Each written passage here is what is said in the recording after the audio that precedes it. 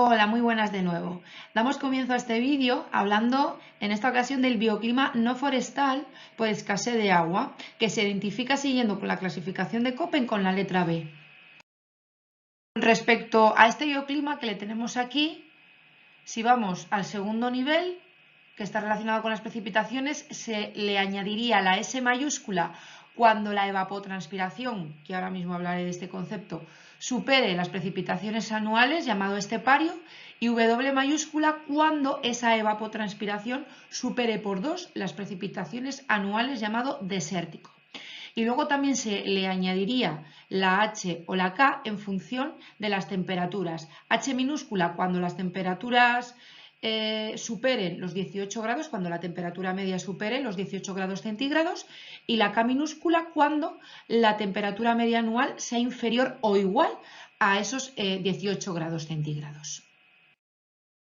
A la hora de comentar un climograma, son muchos los índices de aridez, de pluviosidad y de clasificación en general que se aplican, para ser más precisos, en cuanto a su grado de aridez y a su localización, en el caso de que no se sepa. Pero ya vimos que aparte del índice de Gaussian, que es el que hemos ido usando en los climas que tenían estación seca, aquí también se debe utilizar el índice de Patton para ver el grado de sequía. Estas son las fórmulas.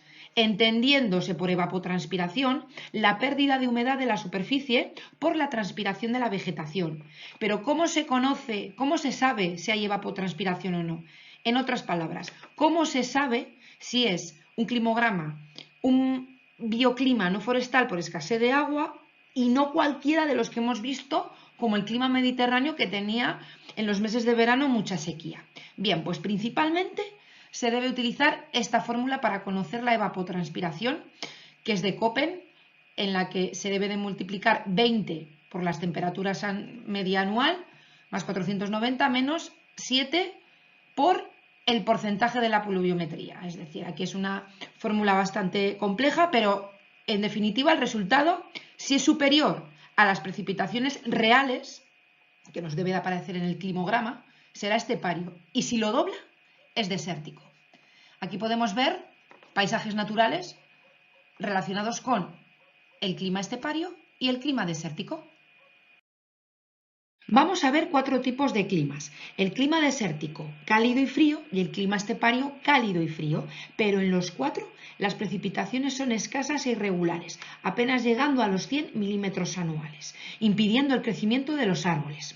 En las estepas se aprecian hierbas bajas y arbustos, mientras que en los desiertos ya se ven plantas espinosas como cactus y matorrales. Solo en los oasis, donde el agua y la humedad lo permiten, ya se pueden ver formaciones arbóreas como las palmeras. Los suelos son desérticos, arenosos y litosuelos, es decir, de poco desarrollo, que pueden dejar al descubierto la roca madre, que se llama por su poco grosor, por sus pocos centímetros de grosor. En cuanto a los ríos, si los hay, son muy irregulares, predominando los wadi, el río con el cauce seco. Empezando por los climas desérticos, vamos a abordar primero este climograma que está relacionado con la ciudad de El Cairo, identificado con las letras B, W, H. B, porque si aplicamos la fórmula de Köppen existiría evapotranspiración, y es que a primera vista se aprecia que en todos los meses existe aridez, y es que todos son inferiores a 30 milímetros, siendo invierno la época con mayores precipitaciones. En total, las precipitaciones no superan los 250 milímetros anuales, que es el margen para establecer este clima, el desértico. En el estepario son 350 milímetros. Se ve que no supera ni los 20, tan solo llega a los 18 milímetros. La letra W se asocia a que la evapotranspiración, o sea, esa cifra resultante de la fórmula de Köppen, doblaría este número, el 18. Y en cuanto a las temperaturas, se ve que la media es superior a los 18 grados, rozando el mes más cálido los 30 grados centígrados.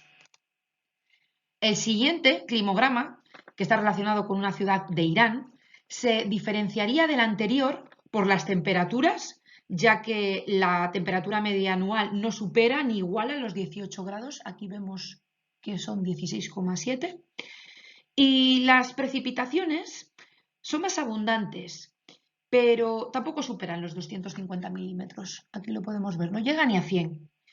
Eso sí, comparten la amplitud térmica, que oscila entre los 10 y los 15 grados centígrados, que es típico de estos climas y más si hablamos de las diferencias de temperatura que existen entre el día y la noche. Respecto a los climogramas esteparios, aquí tenemos un BSK perteneciente a la ciudad de Almería y un BSH relacionado con el desierto de Chihuahua en México. En el caso del primer climograma, a simple vista se podría pensar que es un clima templado de verano seco, pero mirad las precipitaciones.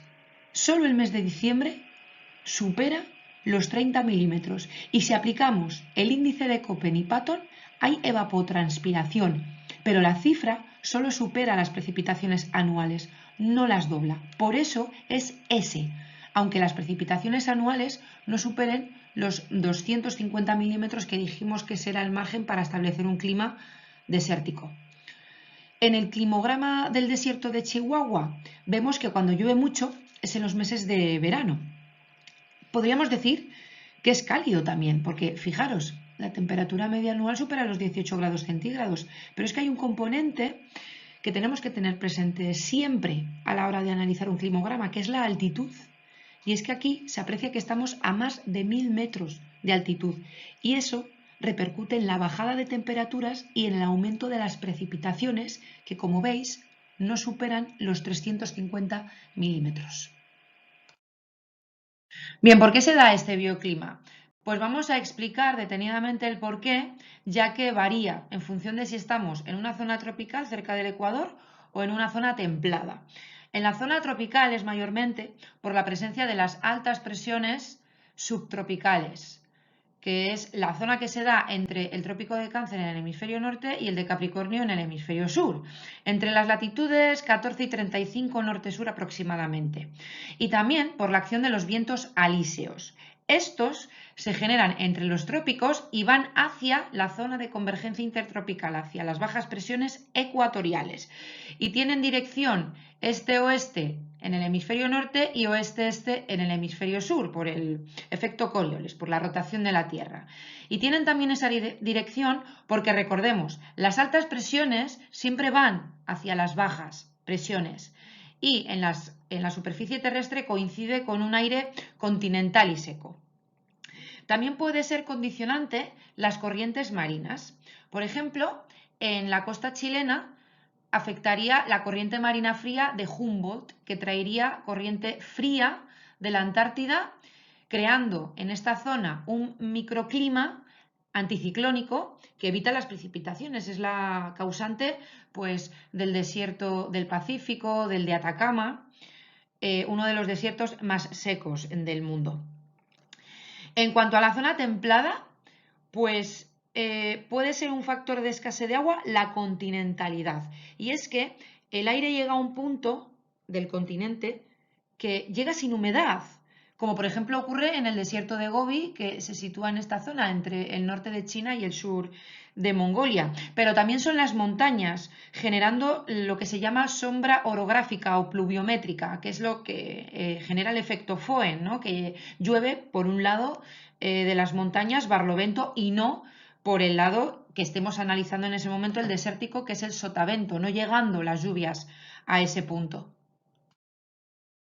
Así que una vez explicado el porqué, a grandes rasgos, vamos a ver un poco dónde se sitúan, empezando por el clima desértico, que diferenciábamos entre los cálidos y los fríos. Los cálidos están en las regiones subtropicales como el desierto del Pacífico, el Sáhara, el desierto arábigo, partes de Irán y de Pakistán, el noroeste de la India. Luego también está el suroeste de Estados Unidos y de México, el desierto de Kalahari en el sur de África y gran parte de Australia. Y en cuanto a los fríos, los climas desérticos fríos se dan mayormente en la zona templada, como por ejemplo en la zona de la Patagonia, luego también está el desierto de Gobi que también expliqué, o el gran desierto de la Gran Cuenca aquí en Estados Unidos, que como he dicho, en las zonas templadas lo que le afecta es el tema de que veamos desiertos, es por la continentalidad y por las montañas. Bien, y con respecto al clima estepario, pues vemos que se sitúa alrededor de los grandes desiertos que acabamos de describir, que se diferencia con respecto a este por las lluvias. Hay más precipitaciones en el clima estepario, por lo tanto afecta también al tipo de fauna o de vegetación que encontremos. Para ser más precisos, vamos a hablar dentro del clima estepario de dos tipos, del estepario templado y del estepario continental.